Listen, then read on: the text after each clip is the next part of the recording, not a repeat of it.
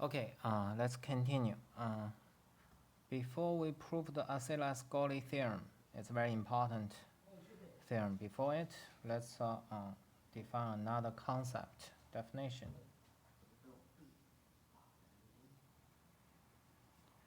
A set F in Cj omega,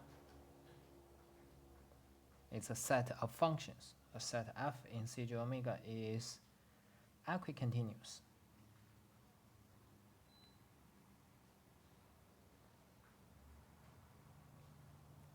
at a point Z0 in G if and only if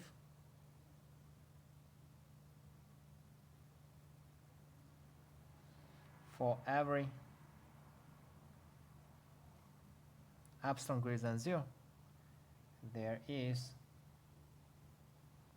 a delta greater than 0 such that for z minus z0 less than delta, the distance between fz and fz0 is less than epsilon for every f in the set f. Okay, so this equicontinuity at a point actually means it is uniform. This delta is uniform for all the elements inside f. Okay, so this delta works for every f, so it's uniform in the functions. And f is equicontinuous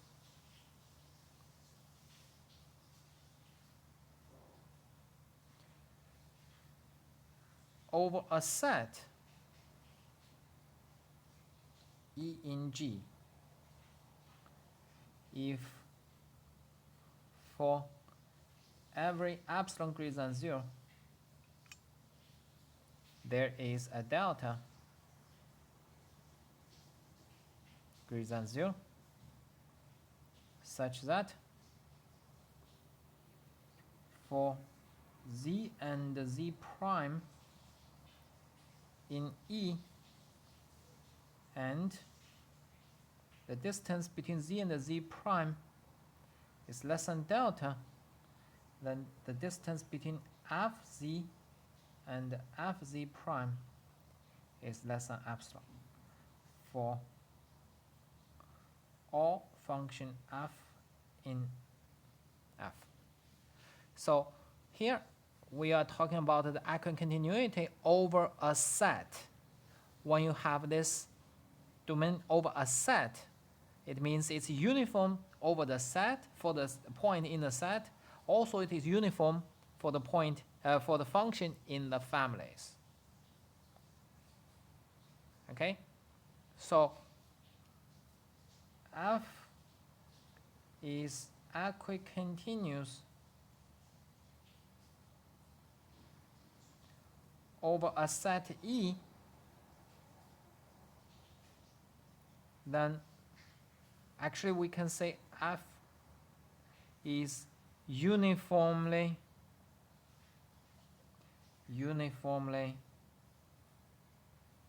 continuous. Although this is not a definition, it's incorrect, but it's a way to understand it. Okay, the first uniform means this delta is uniform for f, for the function element. And second uniform means it is uniform for the point inside E. Every 2 points, once their distance is less than delta, the distance between the values will be less than epsilon. And when this set F only contains one element, if this F only contains one element, of course, those equicontinuity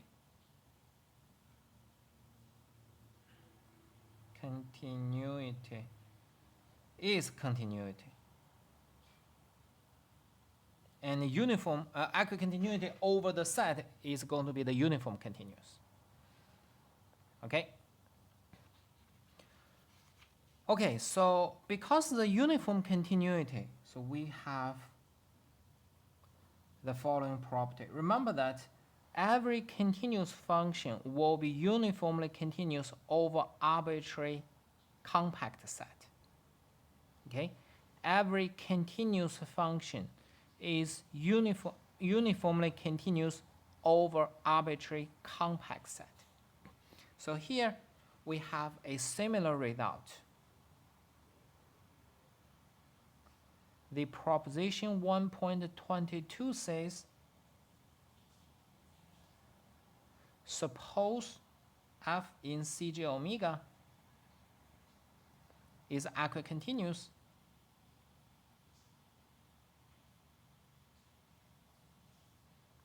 at each point of G, then f is equicontinuous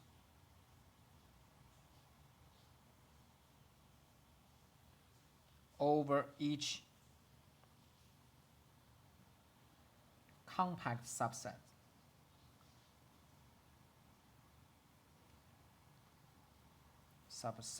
Of G.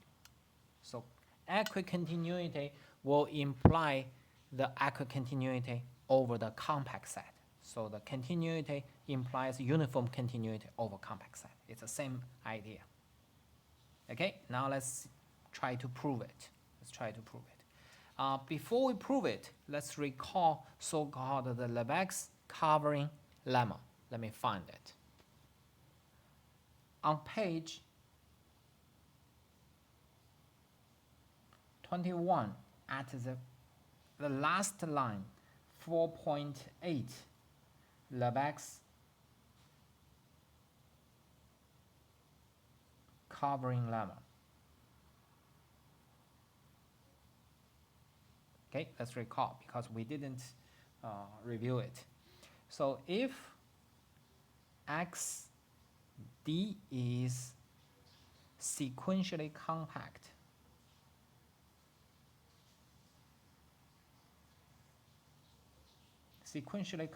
means every sequence has a compact has a convergent subsequence, sequentially compact, and this O is an open cover of X. O is open cover X. Then there is an epsilon greater than 0 such that if X is in the set, there is a set O in this open cover with the ball centered at X with radius epsilon inside this O. Okay, so this is Lebesgue covering lemma.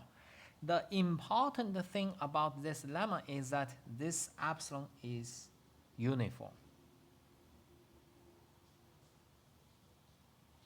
It is uniform. Uniform means for every X, this ball will be contained in one of the elements in the open cover, if X is compact.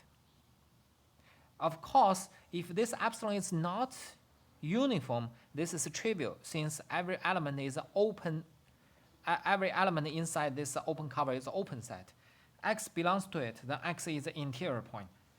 Surely there is an open disk inside it, but in that argument, this epsilon depends on the X. But Lebesgue covering lemma says if you have a compact set, then this epsilon can be selected independent of the base point. Okay, so that's a Lebesgue covering lemma. Now let's see the proof of this equicontinuity. We're going to use this. Okay, so let K in G be compact. And fix epsilon greater than 0.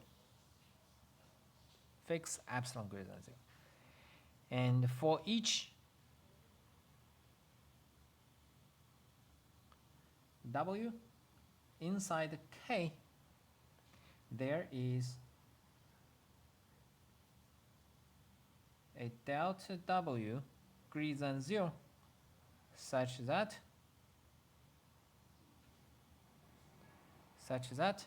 whenever okay, hold on, d fw prime fw, the distance is less than 1/2 epsilon for all f in this family whenever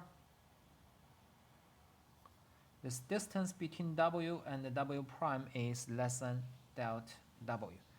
Okay, so here this w prime depends on w, so that's why we put this subindex w here.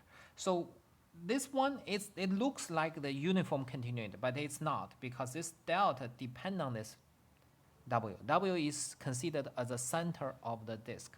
When w prime is close enough to w, then this is always correct. So this is exactly the equicontinuity at w. This is equicontinuity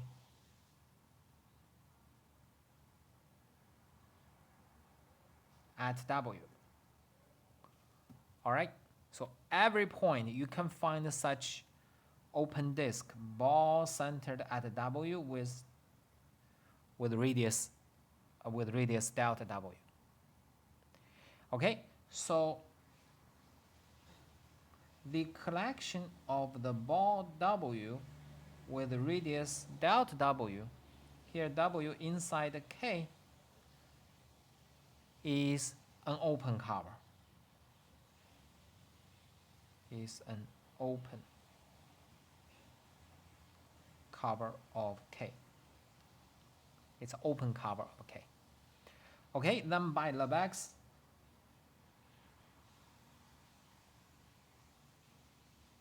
covering lemma. By Lebesgue covering lemma, there is a delta greater than 0. This delta is this where is this epsilon? Because epsilon we already use it, so we choose the delta.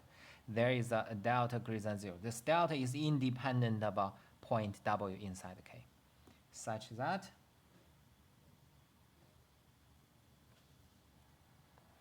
for each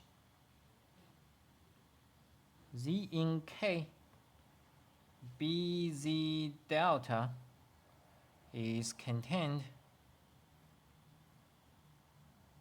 in one of sets B W delta W for some delta, for some W in K, right? This small disk is contained in this larger disk. Well, it's contained, so that's why we call it a larger. Actually, all of them are very tiny. All right, so what we get?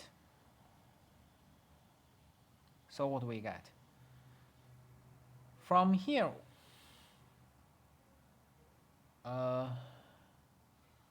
if z prime in K with the distance between z and z prime less than delta, okay? So you see here, z prime is contained in bz delta, and bz delta is contained in bw delta w. Okay, for every pair in K, you can always find a certain w. Right? Okay, then sorry, here is the prime. Then it means z and z prime both inside this delta w. So the distance between z and the w is less than delta w. Z prime minus w is less than delta w. They're totally covered by the disk, by this disk, the larger disk. Okay, so check here, whenever w prime minus w has distance less than delta w, then you have this property. So what do you have? You have then you have the distance between fz, fw is less than 1/2 epsilon. The distance between fz prime, fw is less than 1/2 epsilon. All right, and once you see this line, you already see what's your next line. The next line, of course, is triangle inequality. So the distance between fz and fz prime is going to be less than epsilon by the triangle inequality. And you check here, this works for all epsilon inside f. So for all f inside f. And okay, let's see what we proved.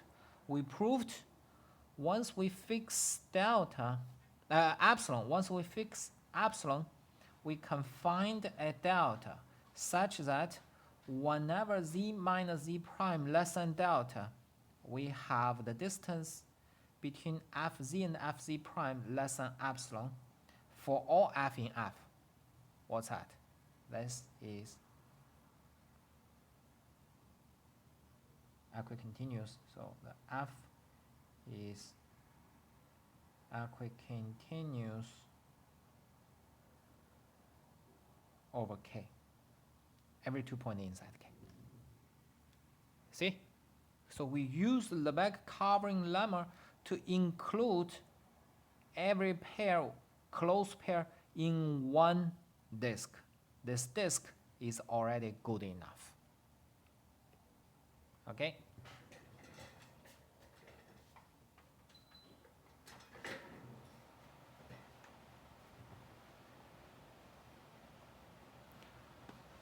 Okay, so every equicontinuous function will be equicontinuous over every compact subset.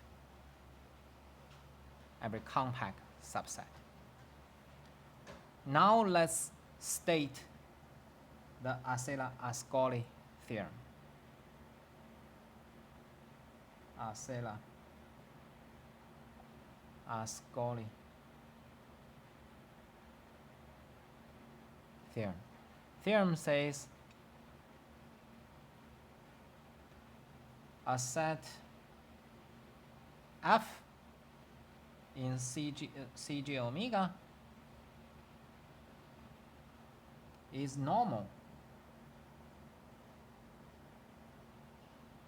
if and only if, remember what is normal. Normal means the closure is compact. Normal if and only if the following two conditions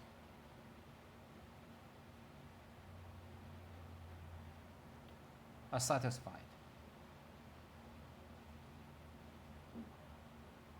Okay, two conditions. One condition for each z in G, for each z in G,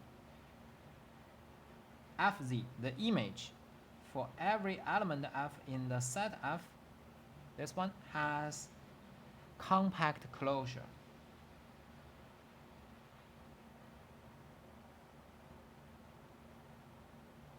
In omega. And B, of course, because originally the set of the function set, we assume it's going to be normal. The closure is compact. Then at one point, the image should be compact. It's a reasonable assumption. And second, f is equicontinuous.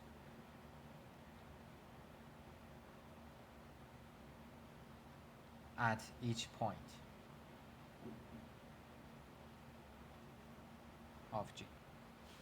So from here you can see that the compactness actually is equivalent to this equicontinuity with a reasonable assumption. Okay, now let's try to prove it. Let's try to prove it.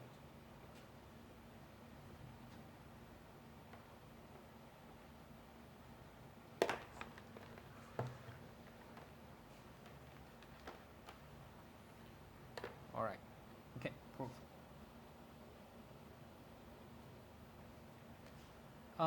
Well, two directions. So first,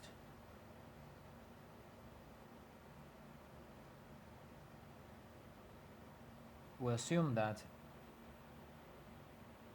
f is normal. F is normal. Okay, so this is a condition. Then for each z in G, for each z in G, Z defines a map from CG omega to omega is defined by ZF is equal to the evaluation F at Z. Okay, so check that by the definition of the topology, when the set is open, check that this function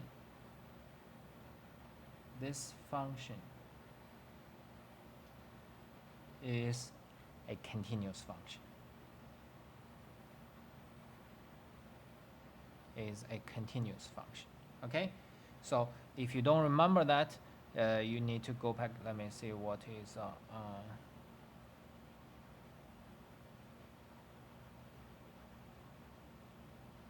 yeah, you need the lemma 1.7.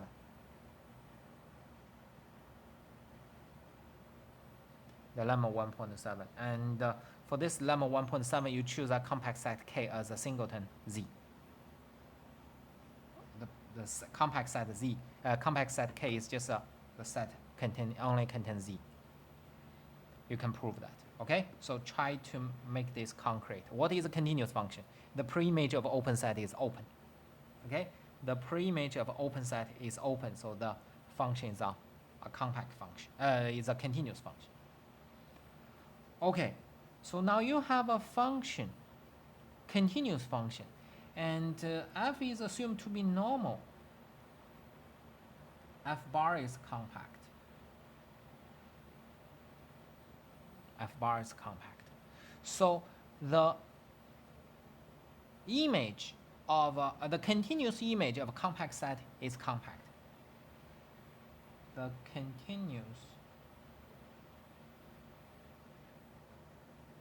image of a compact set is compact. What I mean? I mean Z axon F closure is compact. Z, this function, the evaluation function, evaluated at every point is compact. And this is exactly, where is it? Here. The first one. It has compact closure. So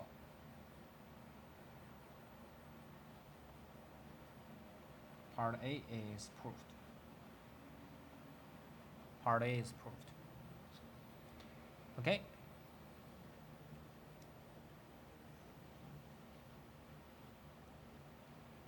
Now let's see the equicontinuity. We only need to show the equicontinuity at each point. So let's fix to show part B. We fix a point Z0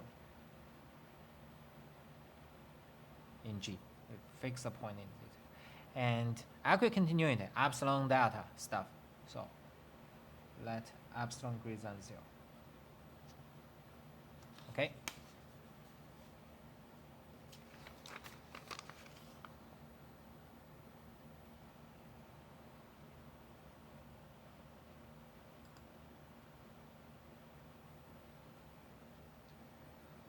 Now you see G is here, G, and Z0 is here.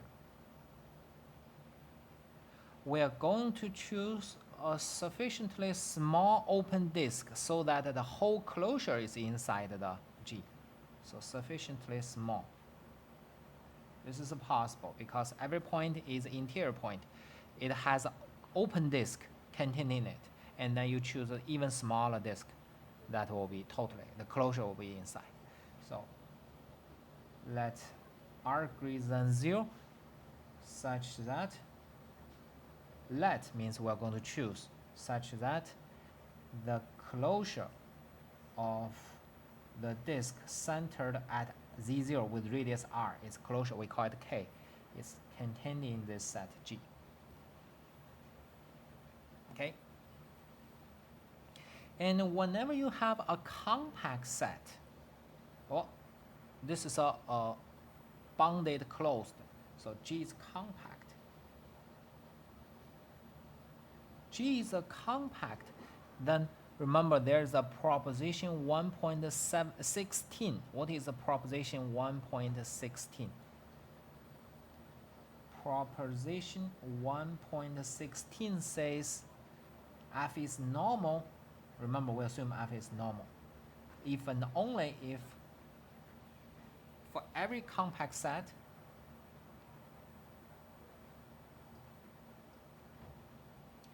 and the delta greater than 0, there are functions f1, fn in F. It's like the open cover, finite subcover stuff. You should understand this way. So f1, fn in F such that for all f in F, at least it is covered actually. There is at least 1k,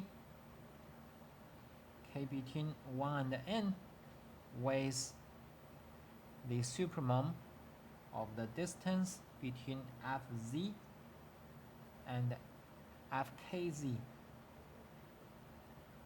Z in k is less than delta. This is open disk. This is the open disk. Okay, so a proposition 1.16 basically just say every open cover has a finite subcover. Okay, so now K is compact. K is compact. Let's see. Then we have epsilon. Then there are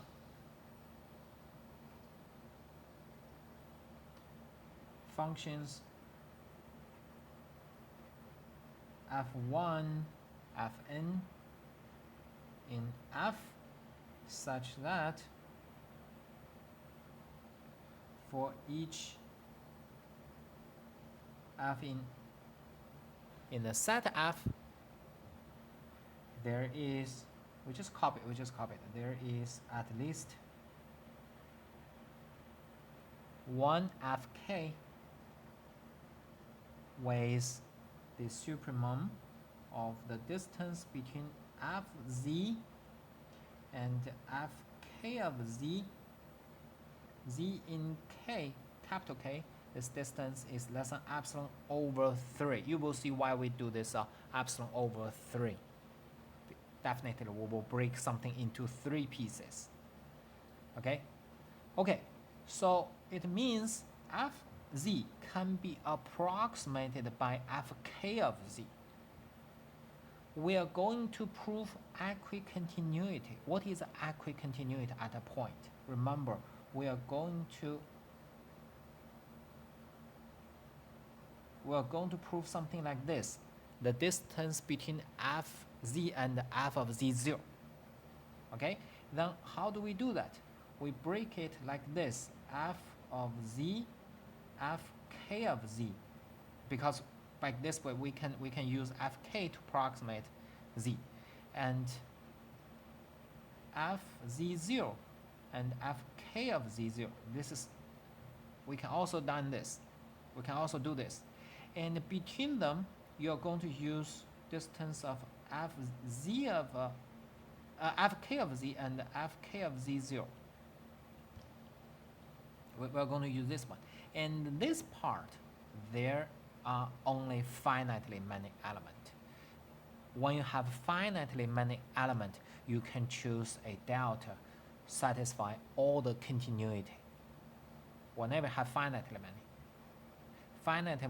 many elements at one point are always equicontinuous. Okay, so let me write this here. If f only contains f1, fk in Cj omega, then f plus and and then f is equicontinuous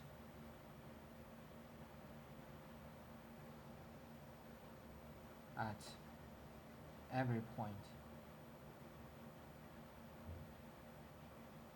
z of g. Okay, so remember that we already mentioned if f only contains one continuous function, equicontinuity is its continuity. And if it contains finitely many, every point is continuous at z, then every epsilon there is a delta.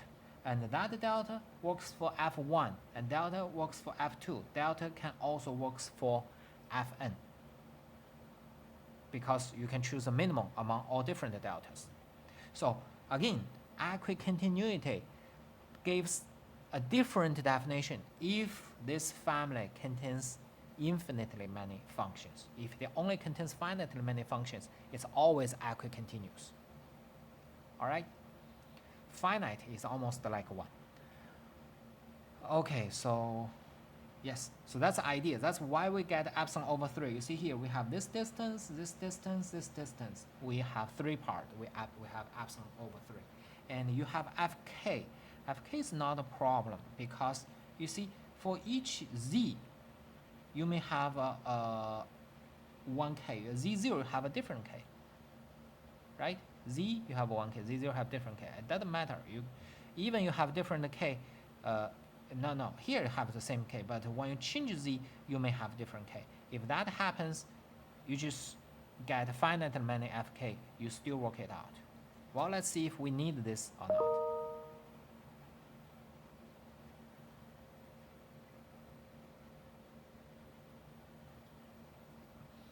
Okay, so we are here. Okay, fk is continuous at over g. It's continuous over g, then there is a delta. We choose delta small enough because remember here we only consider this closed disk. So this delta we require it to be less than r. Maybe the delta can be very big. It doesn't matter. I just need this small delta such that z minus z0 is less than delta implies that the distance between fk of z and fk of z0 is less than epsilon over 3. See? So we have this.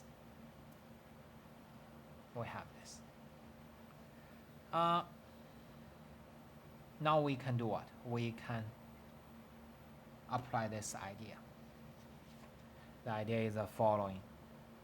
And this k, again, this fk is continuous. Then this delta works for f1, f2, whatever. So this is for k between 1 and n, whatever k. You can find the uniform delta because you only have finitely many functions. Then what we get? For epsilon, okay, let's summarize what we get. We start from epsilon. For epsilon, you have r, you have delta. There exists a delta greater than 0 such that for z minus z0 less than delta, delta has those properties, and k is chosen so that this supermom, the d f z f k of z, z in k is less than epsilon over 3.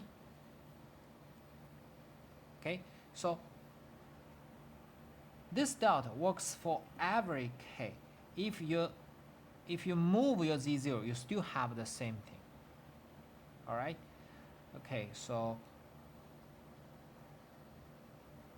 then you have the distance of fz0. By the triangle inequality, you get fz, fk of z, fk of z, fk of z0, fk of z0, f of z0. See, that's exactly what we have. Okay, so it's going to be less than epsilon over 3 plus epsilon over 3 plus epsilon over 3, which is epsilon. Here, epsilon over 3 from this condition. And this epsilon over 3 comes from the continuity of fk. Continuity of fk. Okay, so f for all f. So f is equicontinuous.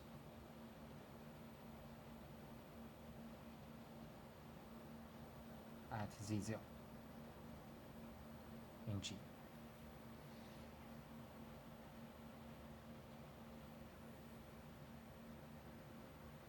Okay, so that's our equicontinuity. Okay, so we finished one direction. Now let's prove the other direction. The other direction means assume we satisfy two conditions. We want to prove f is normal.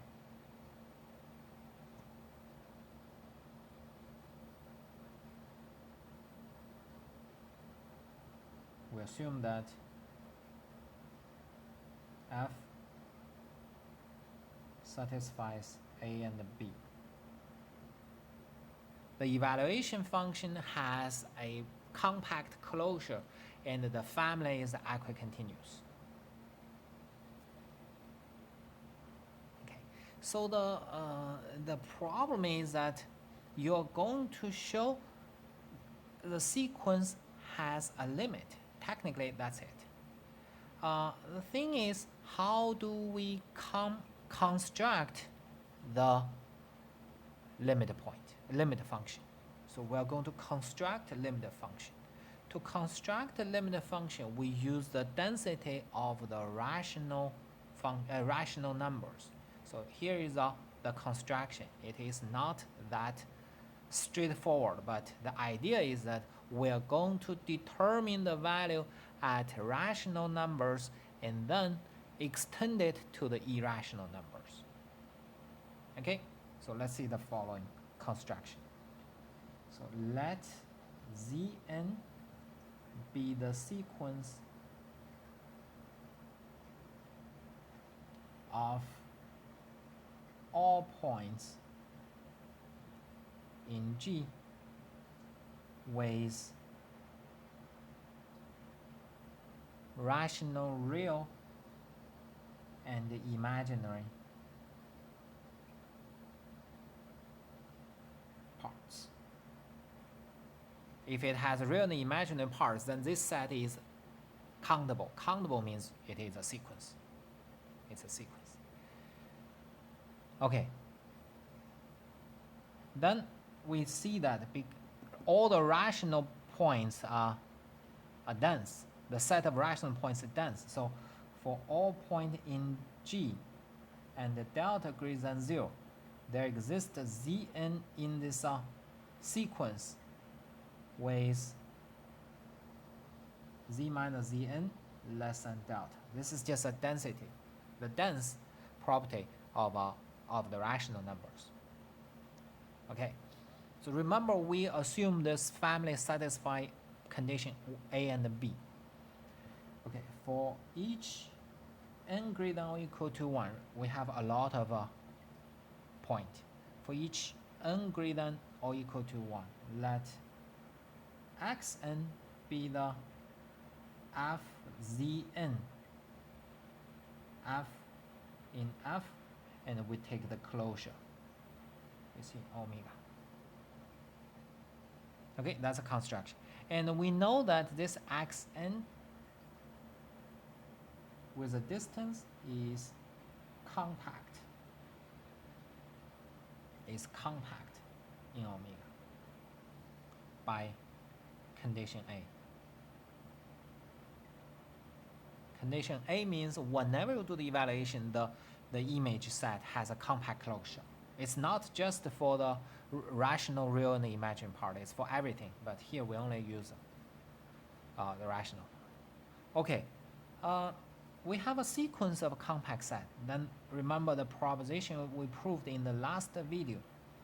By the proposition 1.18, the Cartesian product of xn is a compact metric space.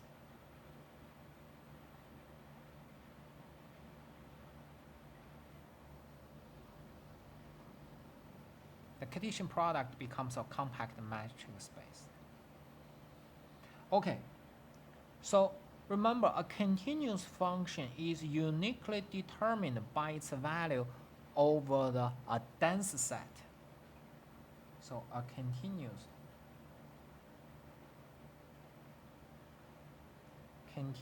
function is uniquely determined by its values over a dense subset. If you have a dense subset and you know the values of a continuous function, then you will know everything by the limit process. Okay, so this is something from the topology. Okay, now let's see. For f in the set, we define f tilde in X by f tilde is fz1, fz2, fz infinity. Okay, so actually this f tilde uniquely determines f because z1, z2, z infinity, they form a dense subset. Once you know those values, you will determine, it will go back to f. Okay, so if fk is a sequence in f, then fk tilde is a sequence in X. X, remember that Cartesian product, infinite Cartesian product. X is compact. Compact, then every sequence has a convergent subsequence. Has a convergent subsequence. Okay, every sequence has a convergent subsequence. Let's call with a limit. With a limit sign. You can say fnk, but for the we will later just discuss that convergent subsequence. I don't care the original sequence. So the textbook says for the sake, let's learn how to say this, for the sake of convenient notation,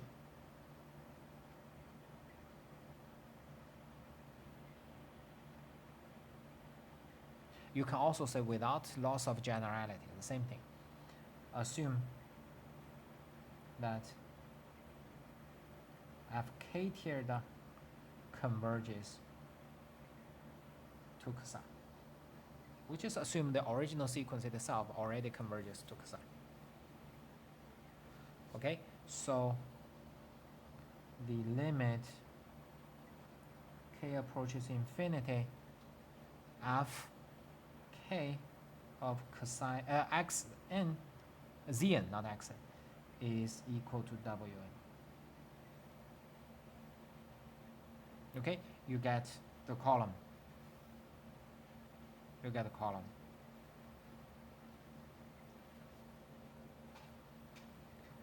Where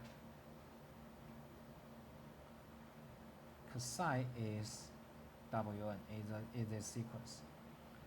In the textbook, here you don't need this braces. The braces, once you have braces, it's a vector, but without braces, it's a number. It's an evaluation, the limit of the number. Okay, the limit of the column wise, component wise. Okay. So we're going to show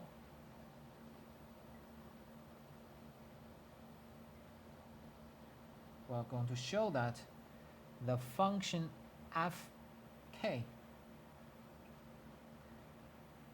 converges to f. F is the function determined by omega, to f in Cj omega, where function f has fzn equal to wn. This is the definition. Okay? We're going to show this.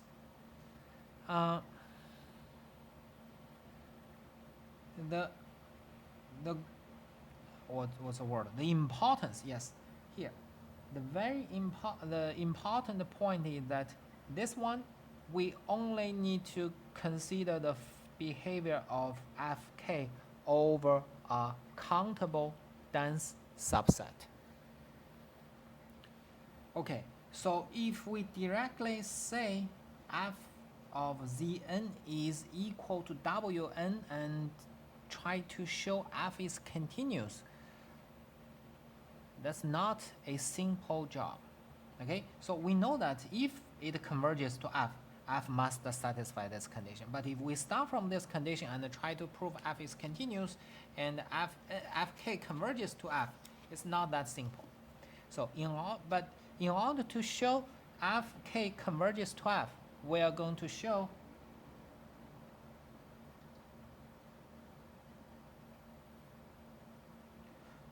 that the sequence fk is a Cauchy sequence.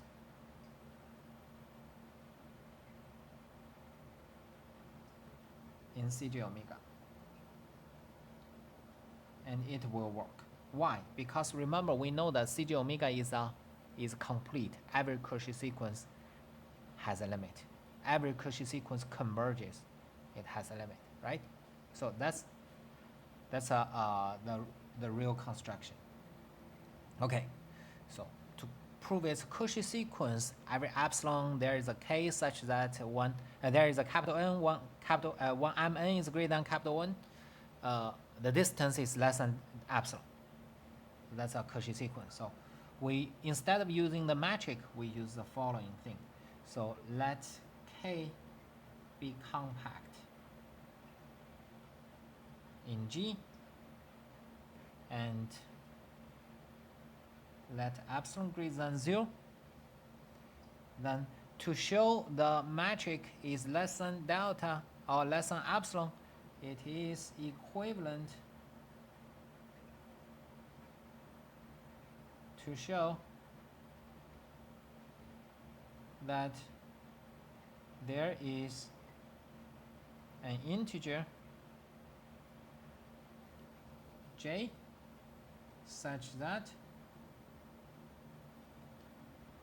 for ij, no, not I, we don't use I, kj greater than or equal to j, the supremum of the distance of fkz, fjz, z in k is less than epsilon. So remember that this is again the equivalent idea about the metric for every compact subset K and every epsilon. If you can find the capital J with this property, then it will imply the Cauchy sequence. All right? So actually this topology, sometimes they call it compact open topology. This is an open set. This is the open set depends on the compact subset. So compact open topology. Now let's see if we can finish it in this video. Okay, so K is compact.